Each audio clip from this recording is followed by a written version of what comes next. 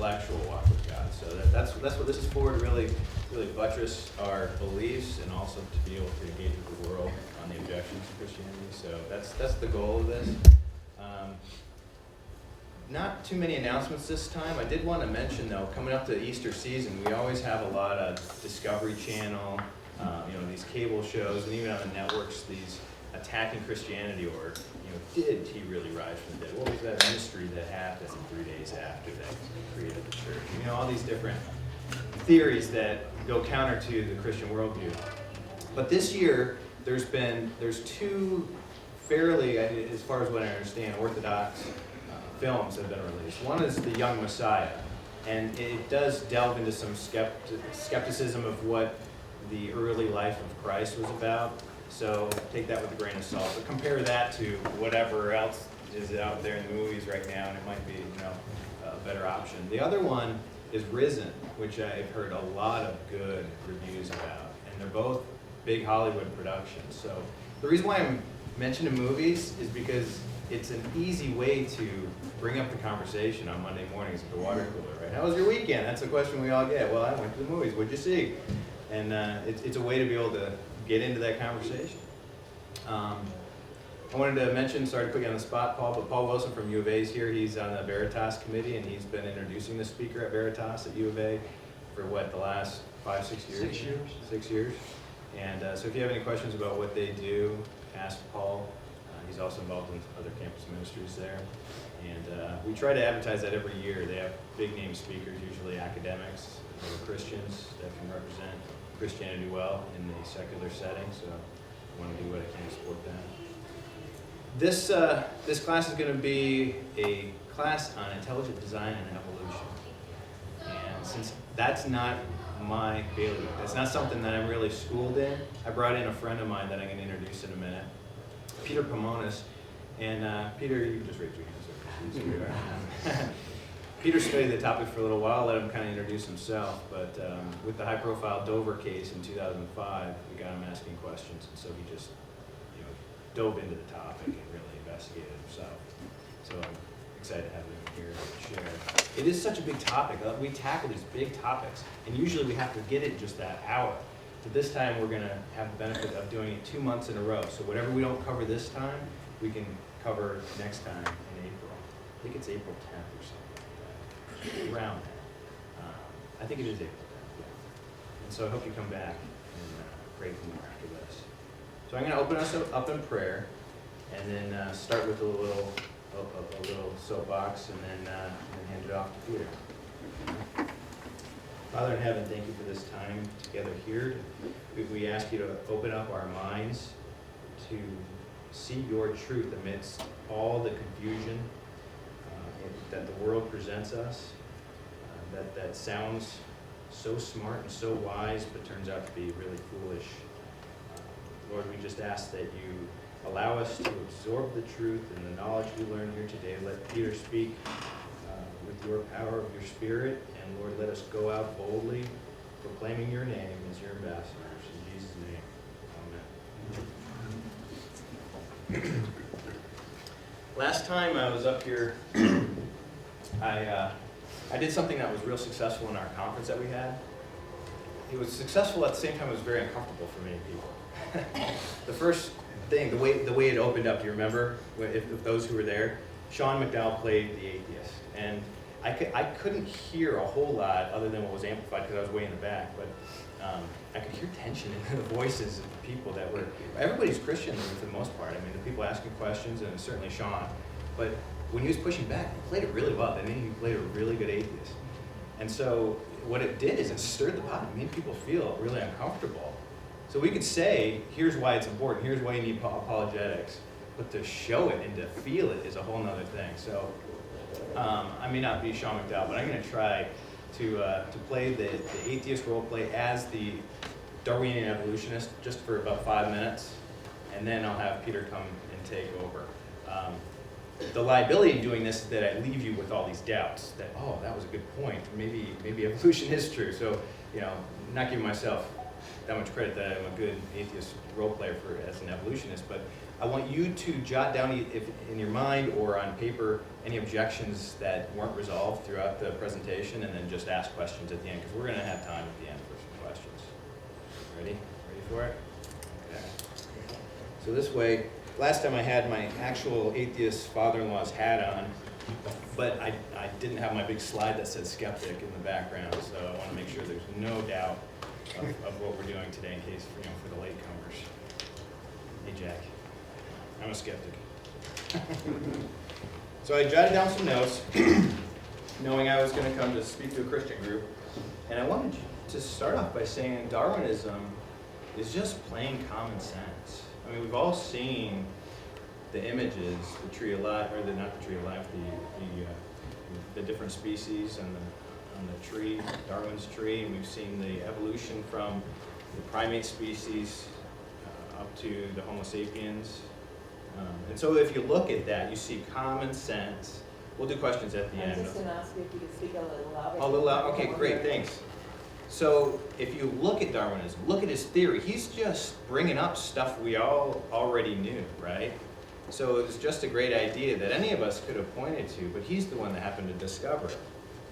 The problem with intelligent design is it is just another way to fit something that appears scientific into a religious box. So before we had religious creationism, and now intelligent design is just another way to show that Christians are scientific. So it's basically creationism with this scientific veneer. And it's a unfair attack when the creationists attacked Darwin with all of what he knew in 1860, because there's a lot that's come a long way. Science has developed with everybody in science going on board with Darwinian evolution and coming up with all these different discoveries. And so the attack should not be on Darwin, it should be on the neo-Darwinians who actually see this molecular cellular biology and make their case through science on the cellular level. Now, if it requires, intelligent design requires a designer, but there's no scientific evidence for that. That's in the matter of theology. And so even Richard Dawkins says that there's an appearance of design. And I would agree with that. There's an appearance, but just because there's an appearance doesn't mean there is design. If you dip a pencil into water and you see that it looks like it bends, it has an appearance that the pencil bends, but it's not actually bending, it's just an appearance. And probably worst of all, it's a circular argument, right? They're already assuming that there's a God, and then you try to use science or some sort of scientific flair to make it fit that vision, that ideal. So you start by saying there's God, and then you try to fit that by using this intelligent design, this creationist kind of philosophy. And what would this tell us anyway? What kind of designer is this? The designer that makes a birth canal that's too small, creating a lot of pain and health complications, a designer that created 99%, or that created all these species, but 99% have died since the beginning. That's no designer. And if you look at it, I think Christians underestimate the amount of time that we have to deal with. If we have 13 billion years in the universe and billions of years here on Earth, you could have monkeys typing on a typewriter, and over that time they're going to come out with something intelligent that appears designed, right? So we're underestimating how much time we have. It's not science, it's God of the gaps theory that, in fact, intelligent design, they're published in virtually no scientific journals, so that's not science. It's not testable, it can't be accessed with a scientific method. And if you just look at the cultural landscape, it's not just scientists. Of course, all scientists virtually agree that evolution is an accurate theory. And just look at the courts. Judge Jones in the Dover case, he heard both sides and concluded that intelligent design is religious creationism in disguise. So we have to maybe there's good reason to look at society. Why do they agree that evolution is true? And you can, if you want to hold on to your God, you can, because there are Christians who are evolutionists. And it's called theistic evolution. So if you want, you can say that you believe in God and just go along with modern science, what they have to say about evolution. So why be a creationist anymore? I hate doing it. You're Pomonis. Well, I think Dan, you did a great job of hitting all the points that initially got me interested in looking at this, because to me it was just like all kind of unfounded arguments and no proof for the other side, and just kind of an attack. And that's really what got me interested in this. So I am not a scientist, I am not a biologist, I'm not a chemist. I'm a guy that runs a company that sells HP and Konica Minolta equipment to businesses. So that's where I go from here. However, I did have quite a bit of interest in researching this. And so one of the things that I think I can bring today and next month is a viewpoint that I think a lot of people, a lot of my fellow Christians are at where I was at. Let me find out really where the problems are, and let me help you uncover what I uncovered in a way that I think we can understand. Because one of the things that frustrates me greatly is the attacks that we get, and having to prove a premise that we didn't even make. And intelligent design didn't say that God created it. Intelligent design doesn't propose creation. It just proposes a different alternative theory to the same question that evolution looks at. So I think that it's important for us to stay focused, to define terms, and look at the evidence, and really see what happens.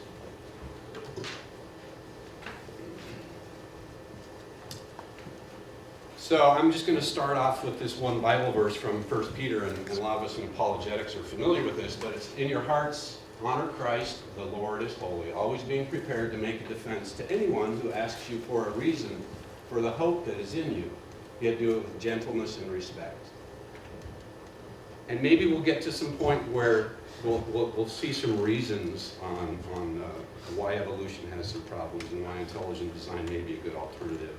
But really, if I can do anything, I think it's just to share some of the hope that I had by the research that I've done, that evolution has some really big problems. Because, quite frankly, I see it used as a club to beat up on people.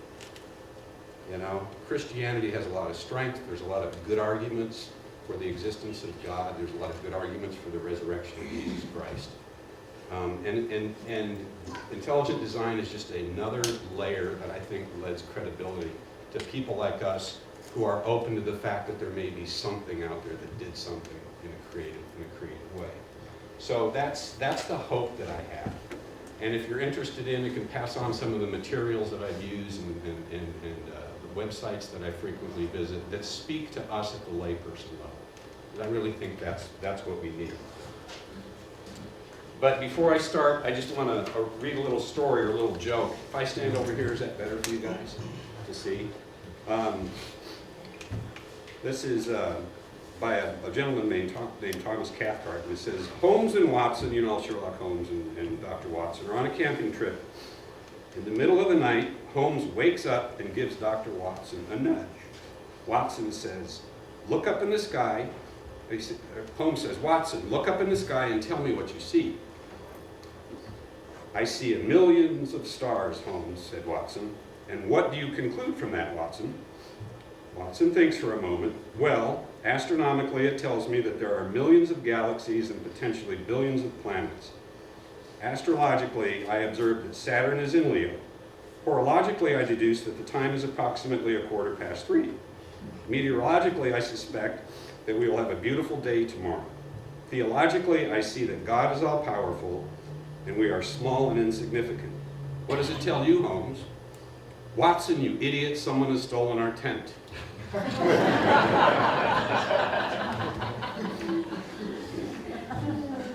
That, to me, sums up, I think, the problem of evolution. It's got its roots in everything, and it's so detailed and you have different divisions of sciences looking at different things, and I think that from the intelligent design perspective, they're just kind of missing an option that may be obvious, and I think it's obvious to me, right?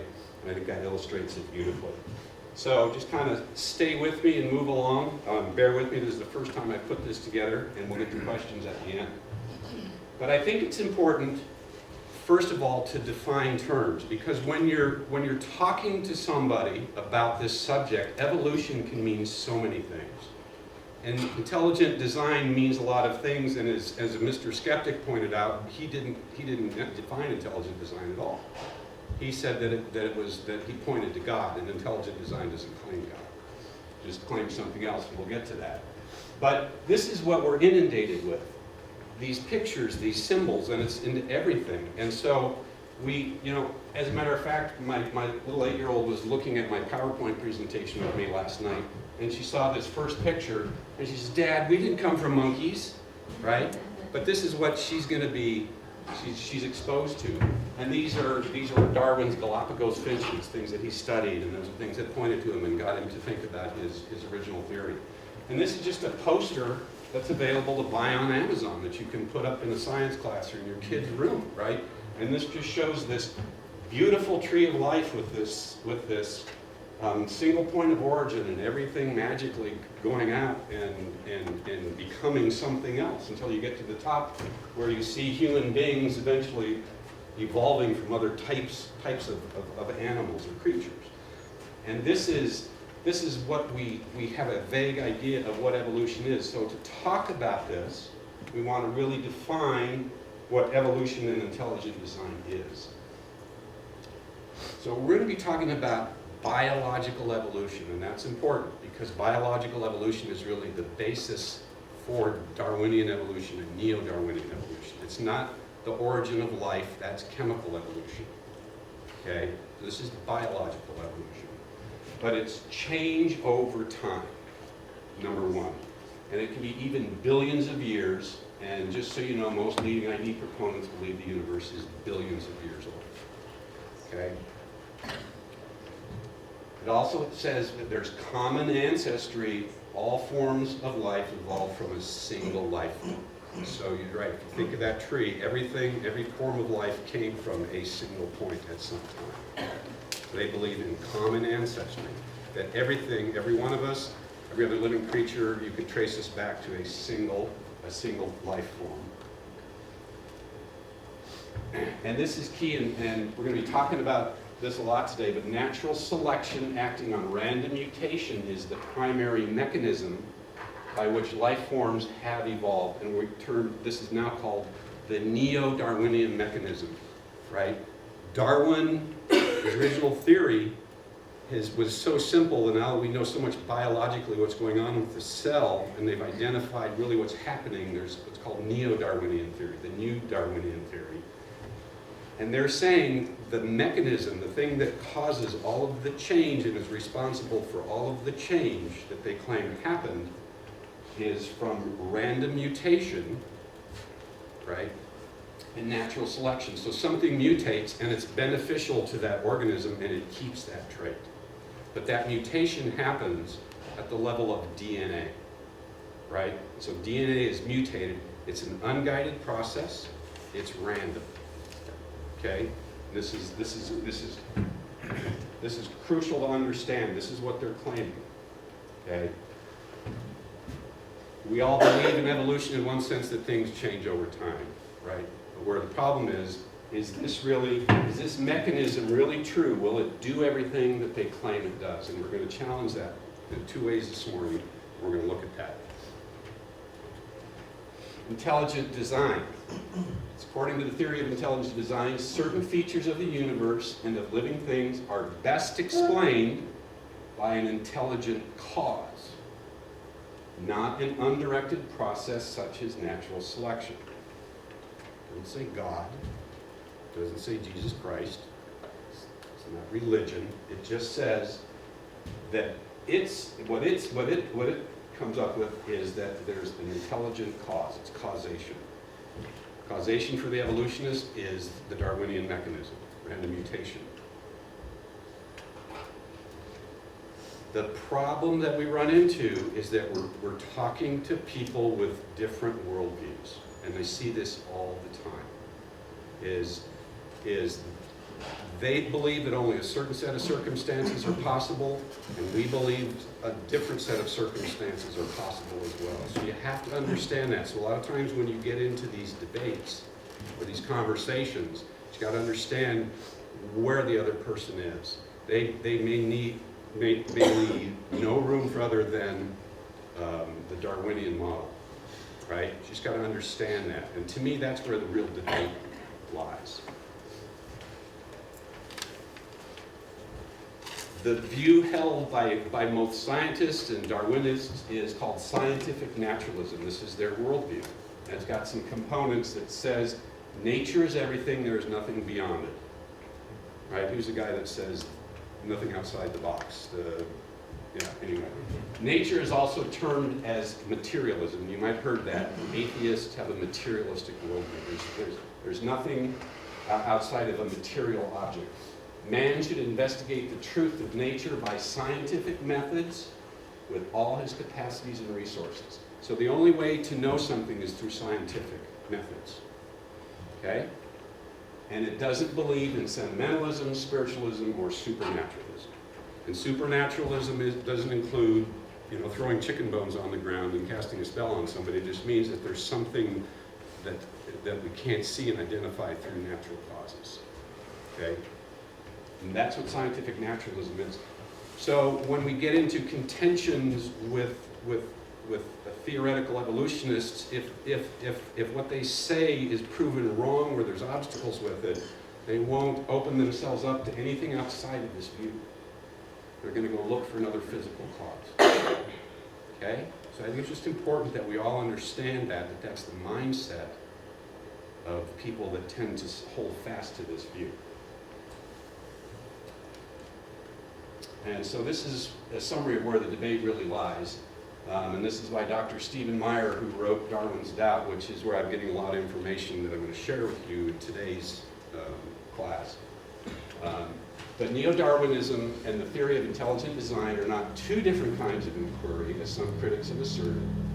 There are two different answers. They're formulated using similar logic and method of reasoning to the same question: what caused biological forms and the appearance of design to arise in the history of life? So they're looking at the same question and they've come up with different answers using the same methods. As a matter of fact, we'll get into this later, but intelligent design uses the same scientific process as Darwin did when he came up with his theory of evolution. Interesting, huh? Did anyone know that? Yeah, of course, Mr. Skeptic rules, right? Yeah. Okay. So we're going to look at 4 major challenges to the neo-Darwinian evolution, and today we'll probably just get through the first 2, and next week or next month we'll do the next 2, and then we'll really put forth a positive case for evolution. And by positive case, Mr. Skeptic talked about God of the gaps, and the God of the gap goes something like this: B is not the cause of A, therefore C did it, right? You understand that? You don't have a positive proof for something happening. You're just saying because what you say didn't do it, God did it. That's not what intelligent design is saying. Intelligent design has a positive case for its conclusion using a scientific method, and we'll go through that. But in order to show you that, we're going to show you some of the problems that evolutionists have with the neo-Darwinian model. Okay? Because we're going to prove the best case, we're going to kind of have to talk about the problems with the current model of neo-Darwinism. So we're going to talk about the Cambrian explosion today and the origin of information that's expressed in DNA. And next month we'll talk about that early mutations in organisms really kill it, they don't help it, and what's called epigenetics, and that's information necessary to build life forms and different body plans that is outside of DNA, which is a really interesting topic. So the Cambrian explosion, just to show hands, has people heard of the Cambrian explosion? Raise your hand if you're familiar with it. Okay. Y'all remember at some point that the Cambrian area was a long, long, long time ago. Somewhere around over 550 million years ago.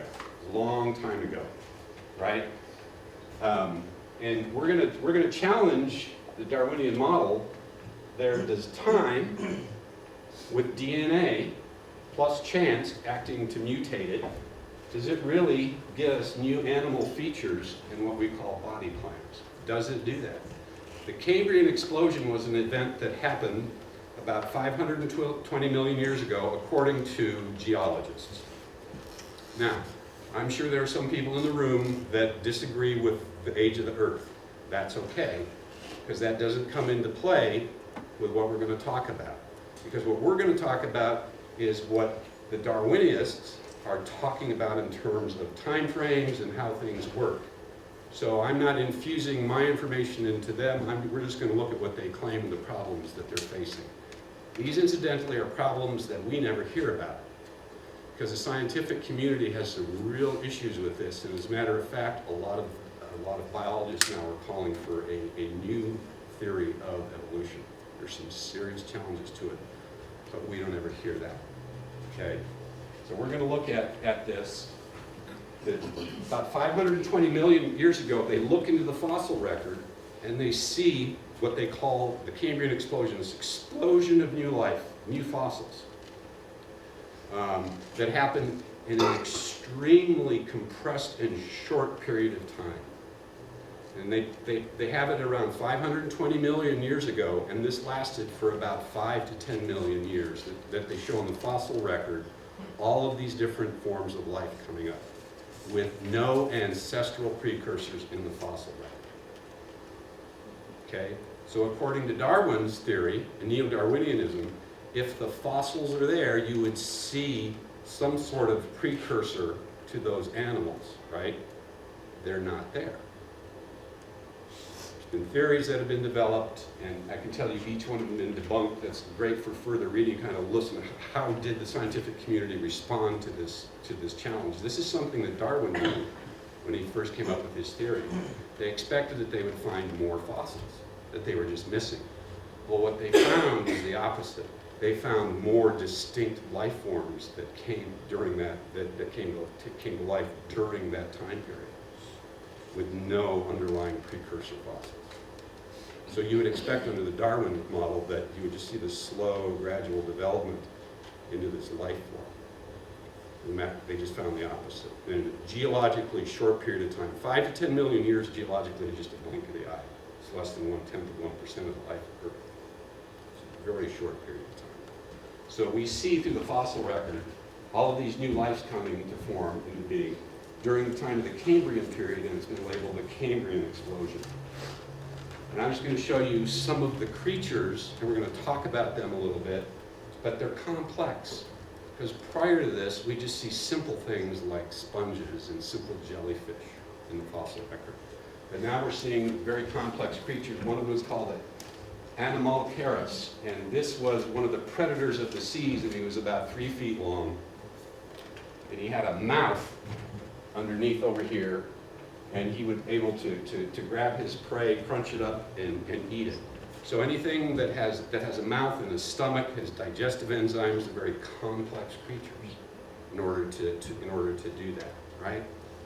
There's another creature called the Wachtia, and this looks kind of like a shrimp, almost kind of like a lobster without claws, right? You can see the segmentation, very complex, beautiful creatures. You see that it's got many legs for propulsion. The tail is able to bend and help it guide it through the water. Very complex creature. The trilobite, this is probably one of the most familiar ones with its 3 distinct lobes. The top here, the middle, and then this lobe down in the bottom. This is a lace crab. It's now just not around anymore either, but you can see that it's got jointed legs and it's moved for walking, not swimming, right? It's a different form of propulsion.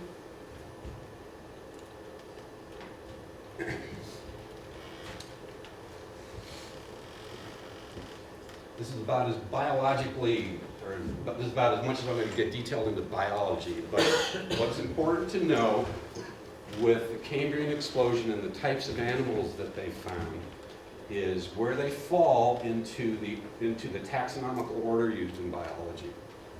So if we start at the top, we have kingdom, we have the plant, we have the animal kingdom, two separate areas, right? We all know what a plant is and what an animal is.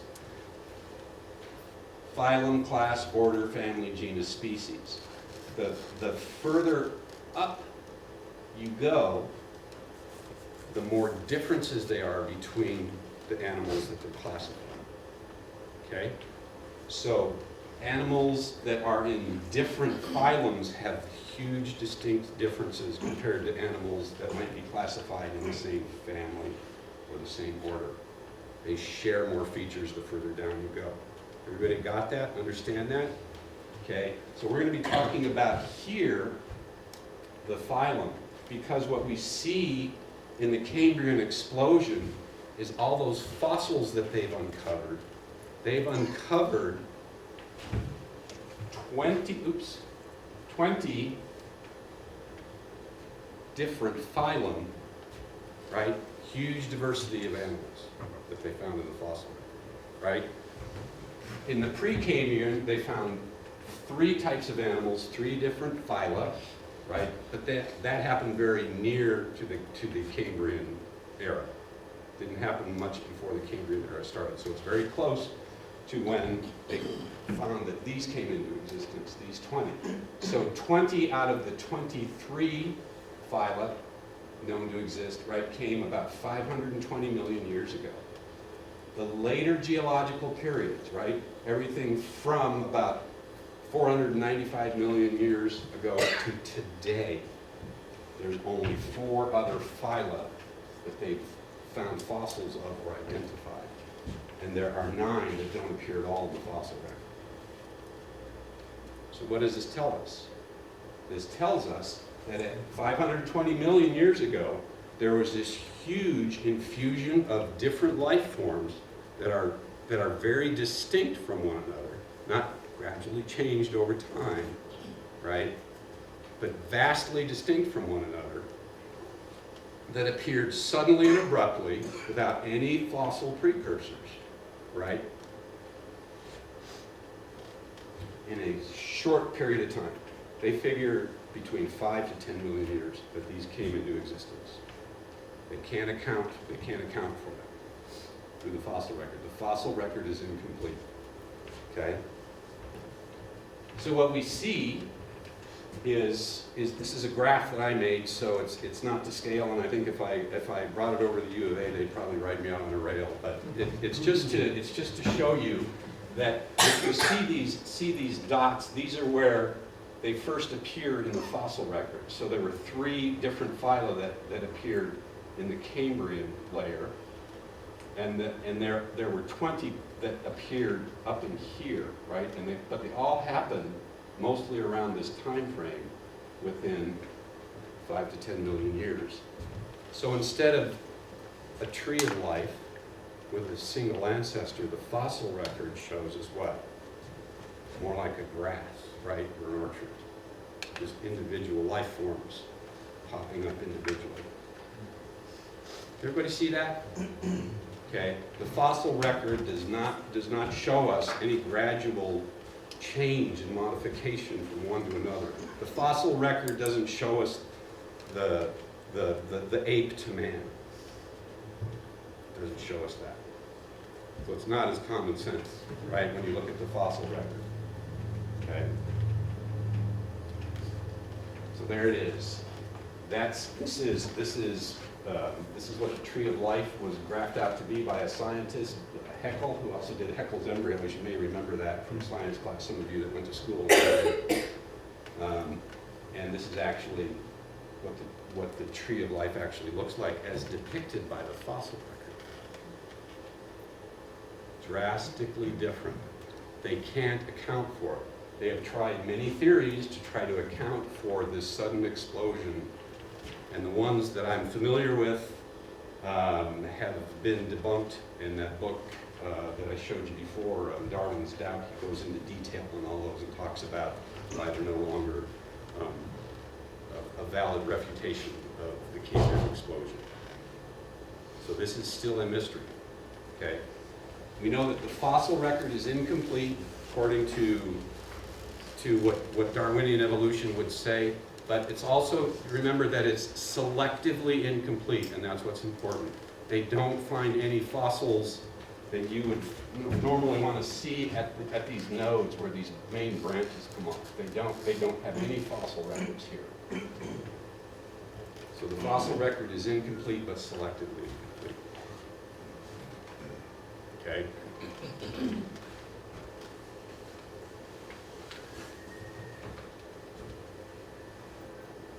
This presents a huge dilemma in another form to neo-Darwinists in the fact that what I've called the time dilemma. In 5 to 10 million years, the fossil record shows the appearance of 20 new phyla, or body plans. Okay, so phyla, highest ordered below kingdom, right? So what determines a different animal being classified from one phyla to another is how is the internal structure of the organism arranged. They're arranged vastly different, so they put them in different categories. Okay, we're not talking about does it have lungs or does it have gills.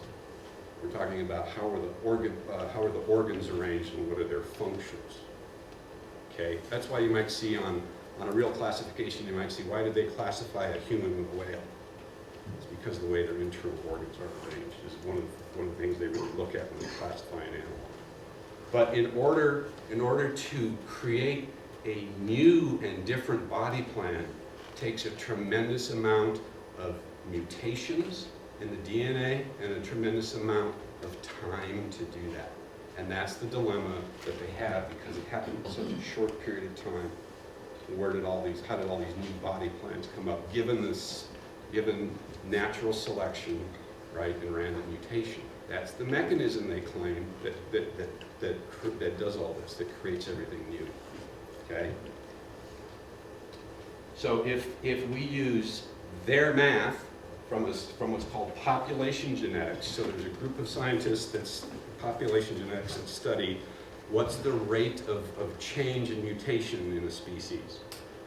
How often does that occur? When do you get a new generation? How many of them are in a population? All those types of statistics, they'll be able to look and see how much mutation and time is needed in order to effect any kind of change at all. Okay?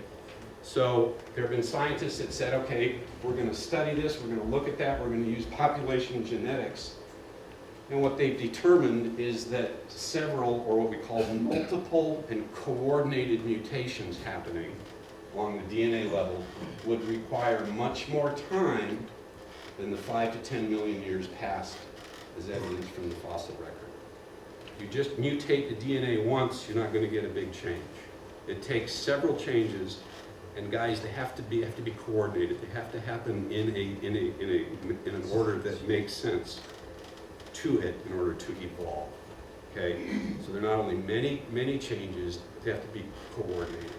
So when you do that, and they do the math on it, how much time requires to do that, the numbers just go out the roof. They're almost incalculable. So they know that looking at the Cambrian explosion, that hundreds of coordinated mutations are required. Not two, not one, but hundreds to produce new body plans.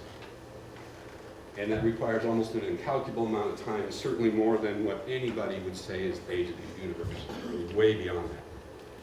So there's no time, there's not enough time in the age of the universe to create all of these body plans. Okay, that's a problem for neo-Darwin model. There's no answer for it yet. Again, like I said before, this is why a lot of evolutionary biologists are calling for a new theory, because the mechanism of natural selection acting on random mutation doesn't produce the required results for what we know. Can't do it. There's got to be something else doing it. Now remember, they won't look outside their view of materialism or naturalism. They're going to still look for a physical cause for that. Okay? Doesn't mean that they're going to be convinced of intelligent design or any supernatural cause. And we'll get into it again next month, and we'll look at it again in detail. But intelligent design says that we have an answer for where this came from, this information. So a tremendous amount of information is needed to do this. And that's the next section. What is the origin of information in the first life and in the new life forms? The Darwinian mechanism doesn't have an answer for this. It doesn't have an answer for the first life, and it has an insufficient answer for the information that was needed to create new life forms. Where does that information come from? Okay, and we're going to look at that. It's a picture of the DNA molecule. In about 1957, two gentlemen in Oxford, I believe it was, really kind of did a breakthrough with the DNA molecule, Watson and Crick. And I think it was Crick who was getting a PhD in physics. And he was working on this with his companion, but he was a code breaker in World War II. And he was looking at this, and he came up with a hypothesis called the sequence hypothesis that said, this is coding of information. That's all this is. There's a code here. And that's all DNA is. So they came up with it, and sure enough, it was proven true that DNA, the DNA molecule, is just a series of chemicals that run. Here's one spine that wraps around, here's the other spine, and these pieces that bridge in between there's 4 different types of chemicals, nucleotide bases. There's 4 only. And what's not important is the type of chemical it is, or what it does. It's just that there's 4 different chemicals. And how these are arranged and paired up gives certain information on what the cell needs to do in order to build itself or build other proteins to create other cells. All of the information is stored in the DNA molecule that way. So what else do we know that is digital code? Well, the guy back there running this computer for me, right? There's computer programs that are digital code, 0s and 1s, right? So the placement of those 0s and 1s in their arrangement tells certain things what to do. That's exactly what we have on the DNA molecule. Very, very complex arrangement of digital code.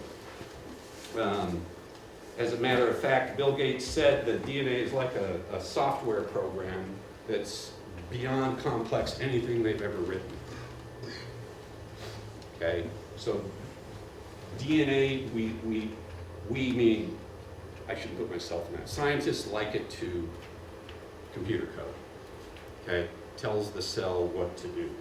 Incidentally, when Darwin came up with his first theory, he just thought that the cell was kind of a blob of protoplasm, and then any kind of change or mutation that happened to it was very simple, and you could get one simple mutation causing this big, huge effect. And we know that's not the case. And so I'm going to show you this video, and I just want you to see how complex the inner working of the cell is, and that DNA really does have code to it, and how it works in the cell. And I just think it's amazing to look at that. So if you could start this for me.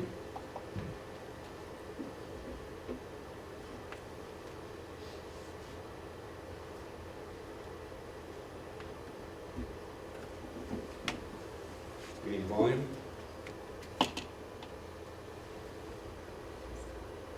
My sound might be off. No, it's on.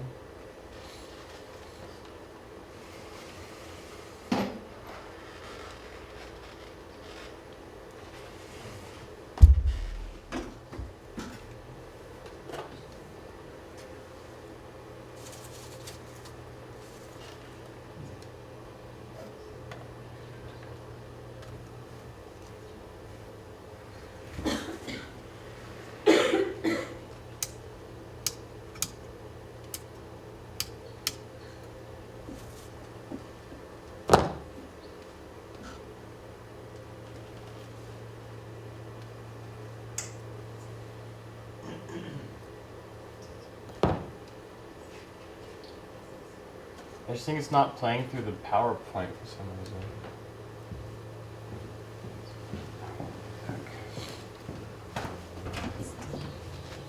It won't even play out of the computer.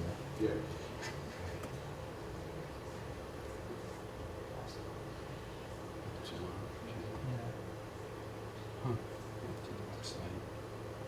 Something through the PowerPoint? Yeah.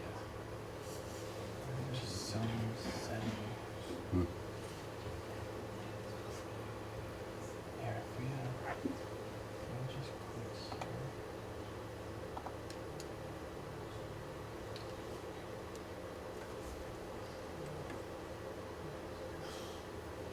here.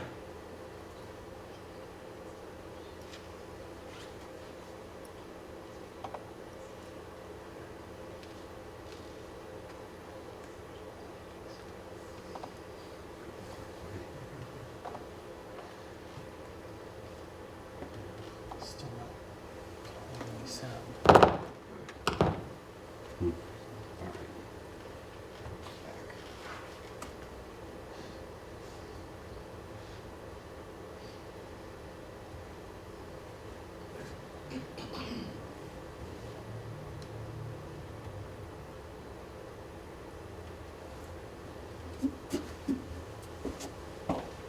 I'm going to do the best I can, trying to describe what's going on, which will be very inadequate. But we're going to look at what happens with the DNA molecule. Again, you see all the 4 different types of chemicals encoded in different arrangements for this particular sequence along the DNA molecule. What's going to happen, it's going to go through another machine that's built around it, and what it's going to do, it's going to separate and split those 2 strands of DNA off, which is what you see happening here. That goes off, and then you see all these receptors now that jump to it that have to match the DNA spine, and these are actual pieces of protein molecule, and it's building a very specific type of protein based upon the information on the DNA spine.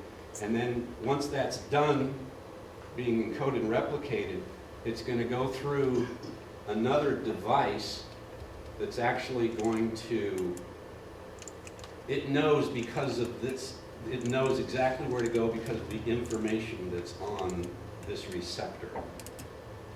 So now it's carrying this information through. Then it's going to go to another device. I'm sorry, the first one was just to put in another RNA receptor, but this is where it brings the protein, these brown pieces are equivalent to proteins. So now it's building a protein molecule based upon this information. So these 3 receptors match what's up on the DNA, and actually the speed at which it makes also determines what type of protein molecule is being built as well. So this is the machine that's making that, and you'll see that the protein is being spun off and stripped off of it, and it's being twisted and folded, and it needs to be folded in a very particular way, right? And then it's going through another machine that takes this fold and it forms it exactly and precisely to the shape that it needs to be in order to serve its specific function as a cell member. So it's shaping the fold of the protein, and off it goes.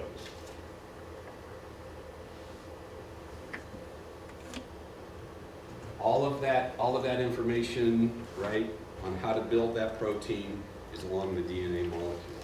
So proteins are necessary to build new cells. They're also necessary for the cell to replicate itself and to sustain itself. Okay, so proteins are the basic functions of life, and that information is all digitally coded information along the DNA molecule. The Darwinian model has no explanation for the origin of that information, because if you remember, it says that it is natural selection acting on random mutation of the DNA molecule. So where did that DNA molecule come from? can't provide an answer for that. Okay, that's more where chemical evolution would come into. Peter, can I ask a question? You Yes. use the term machine. Uh-huh. What do you mean by machine? It's machine-like. It has a function, it has shape, it actually physically interacts, and it makes changes physically to the protein to the protein molecule being formed. They're like different enzymes, aren't they? They're enzymes. Mhm. Yep.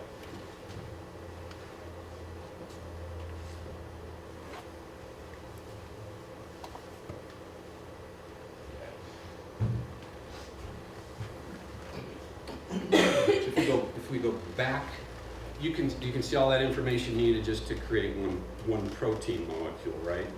Now we're talking about protein molecules build cells, cells build tissues, tissues build organs, arranging specific organs in a certain way create a body plan. It takes a tremendous amount of information to make that happen. So I hope what you're starting to get is this idea of, wow, there's a lot going on, there's a lot of information and data necessary in order to make something happen, right? And they're all relying on random mutation that may or may not take place. When it does, you don't know, in order to accomplish all of this, okay? So the Cambrian explosion required a huge amount of information to create all these new body plans. And the Darwinian model cannot explain that. It's a huge problem for them. So where do they say they get their information? Well, they say that the Darwinian mechanism of natural selection acting on random mutation relies on random copying errors in the DNA molecule to generate new information. So errors are in copying now, not just mutation, but copying errors, right? So let me ask you this. If you're a computer programmer and you're writing your code at home on your keyboard, and your little kid goes in and inserts a bunch of random characters into your computer code, is that more likely to get you a raise at work because there's going to be some new function that was created? Or is it more likely to cause problems and headaches for you because you got to find out where your kid inserted the code and fix it because your computer program doesn't work? It's not going to work. Fair? When you degenerate or change code, you're more likely, vastly more likely, to kill it or change it, right? Not to enhance it, not to make it better, not to make it vastly different, right? Changing code in Microsoft Word is not going to add a new spell checking dictionary for, I don't know, Turkish. It just isn't going to do it, right? But that's what the Neo-Darwinian model relies on, is for copying errors in the DNA. And if you dig a little deeper, DNA, whenever there's copying errors in it, there's actually like a spell checker and an autocorrect within DNA. It's fabulous the way it works. It sees that it was impaired, and it cuts that section out, and then it replaces it with the proper section.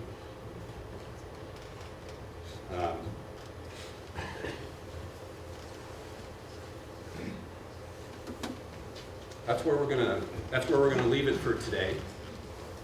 Next time we'll continue on with the two other challenges to evolution, and we'll get into a positive case for intelligent design. We don't want to leave the intelligent design community hanging. But I'd be happy to take any questions or comments.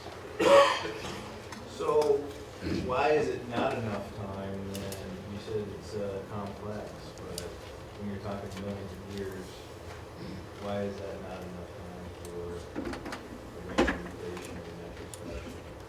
Just over 5 years. So if you remember through the study of population genetics, right, they've calculated that this is how much time is available, this is the mutation rate that we can expect, okay? This is the amount of animals or specimens that we're considering within that population. How many are there, right? The more you have, the more genetic defect you're going to get, right? So they take all of those and they calculate how, because they know how many mutations it takes to make a significant change in a body plan. And so it's a simple form of math. And it requires much, much, much more time beyond 5 to 10 million years in order to affect any kind of a change, let alone 20 to 23 new distinct body plans that were not there before. It's huge. The thing that impresses me that they would term as natural selection is when you look at, like, for instance, what's the new disease on the edge of Africa? I can't remember. Ebola. Like, how quickly that it mutated. Boom, boom, boom. They couldn't keep up.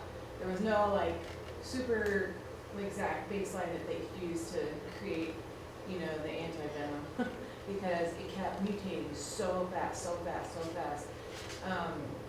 You know, diseases like that are constant, like the flu, like just insanely, constantly mutating. Like MRSA is now becoming an MDRO because we're selecting out the weaker mutations of it, and now it's becoming where we aren't keeping up fast enough with our new antibiotics to be able to kill it.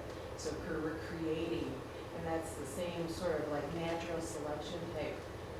You know, and these are simpler beings. These are simpler life forms. It's not as hard to alter their mutation. You know what I mean? But that sort of mutation, that's the part that impresses me.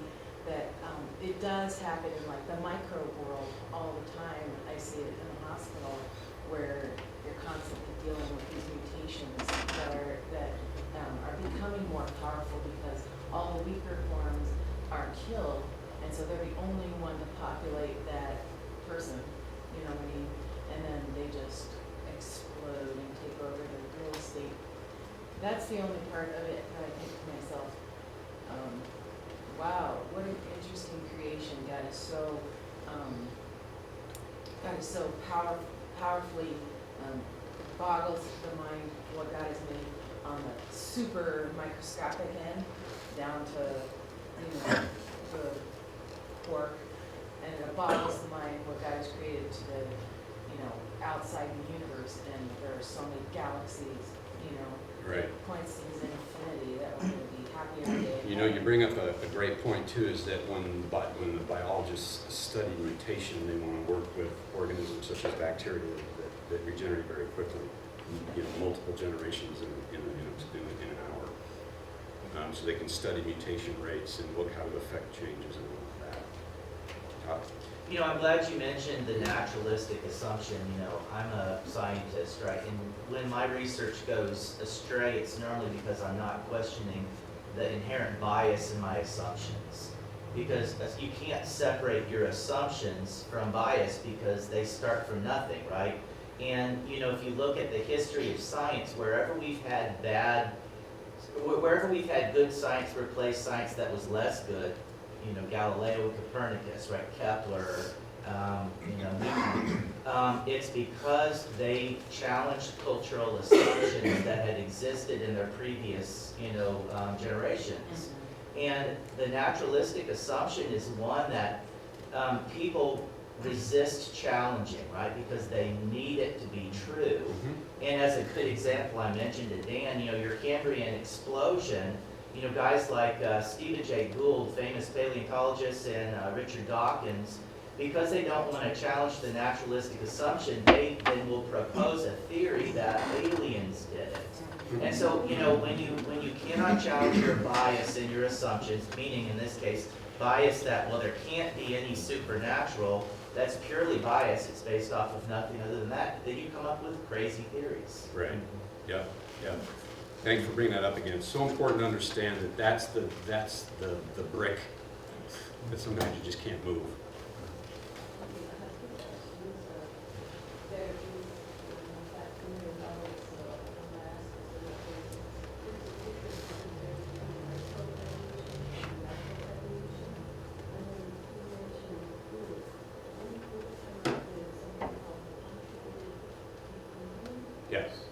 Yes. So the first one, microevolution, macroevolution, those tend to be kind of more popular terms more in the lay world, but microevolution is just change at a small level. So remember the slide with the finch beaks? That's microevolution. You know, if their beaks are longer, that it helps them gather their food because there's a drought, right? Then the birds with the longest beaks are going to survive, right? And the population should do a slight change over time. The little birds with the longest beaks will survive, so you'll see in the next generations birds with longer beaks. Macroevolution has to do with pretty much encompassing everything. So when we talk about Darwinian evolution, sometimes that term is used as macroevolution. And that's why today I didn't use macroevolution, because we really want to talk about Darwinian evolution, because they have a specific mechanism and what they're attributing all this change through. Stephen Gould did propose something called punctuated equilibrium to explain this quick explosion in development of body plans, and that's been refuted pretty heavily in the scientific community. So if you could probably even Google that and read some good articles that aren't in scientific journals that you and I could understand. Yeah, but you're right, he did. He proposed that. Have you heard that Darwin himself had said that if the cell of the creature was complex, that his theory wouldn't stand up? That his theory needed to have a very simple cell. I hadn't heard it to that degree, no. So, but he was right, wasn't he? It proposes challenges, yeah. And they did. They came up with, they threw his out basically and came up with the neo-Darwinian model, because they found out all the complexity in the cell, and really that it's DNA, mutating DNA, that they think causes that. Yes, sir. I think 2 questions ago you mentioned that macroevolution encompasses like all evolutions. Are there multiple theories of evolution? Are there multiple theories? You know, no, we would say that there's really Darwinian evolution, right? And that's really kind of the accepted model within the scientific community. When I say macroevolution, I just mean changes over every organism, right, from the beginning of time all the way on up to present day. Okay? It has to account for all of that. It has to account for all of those changes that have happened, not just small changes within a certain species. That's microevolution. When you say there's not enough time for all this evolution to happen, that explosion you're talking about, can't remember what it's called, Cambrian evolution, it said 510 million years ago, so couldn't everything have evolved in those 510 million years? They're dating the age of the fossils at about 520 million years ago. That's when they're saying that they believe that they were fossilized at this point, okay? And so they look at when an animal arrives in the fossil record, and they can say that we think that it was developed within this time frame by looking at it. So it came into development between a period of time of 5 to 10 million years. Does that make sense? So I'd say one more thing about this not enough time is Stephen Meyer in his book goes into a pretty detailed but good explanation of it. He talks about, all know the bike locks with the 4 little dials. Said if you want to break that open, you can if you have enough time, and you probably would, because there's 10 to the 4th power possible explanation, or what is that, 10,000 possibilities, right? Possibilities, right? If you keep dialing it, right, chances are you're going to hit the right one.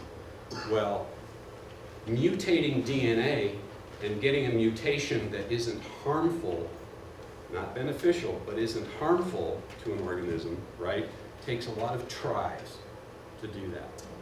So they have, Doug Axe is a scientist's name if you want to Google him, he calculated what would be the length of that bike lock if you were to mutate DNA to get a mutation that was not harmful. And it's 10 to the 77th power. So that's a bike lock of 77 dials on it that you would have to break to get the one time to unlock it. And there's not enough time, right, in my lifetime to get through a sufficient sampling to say chances are I could crack the lock. It's pretty interesting. If I can expand on that just a little bit, because, and that's just for one mutation. Correct. That's not for the multiple mutations needed to change a body plan. Exactly right. Exactly right. Thanks for pointing that out. And that's what I was saying earlier on the slide. It takes hundreds, and they have to be coordinated. Right, that's what I knew you had it in your mind. Yeah, that's right. Thank you. Yeah. Yeah. Any other questions? All right. Well, I just wanted to make one observation here, one overall comment, is that the point of the class also is not to attack the other worldview or the other perspective, but to first start with clarity and understand what it is. If you noticed a couple other classes that we have, we try to do that. We try to explain it. Like the Crusades is a good example. There's some dark periods of our church history, and we would just want to explain it because we don't want to be caught, off guard when the topic comes up, and we want to be honest too, right? Face the facts. So this isn't an anti-science class by any extent. I think you all realize that. And Peter did a masterful job just laying out what evolution is. And I hope you come back next month. I'm not going to be here, but Peter will be here to carry it forward. And I'll just like for you all to just thank Peter for his time here. I think he did a great job.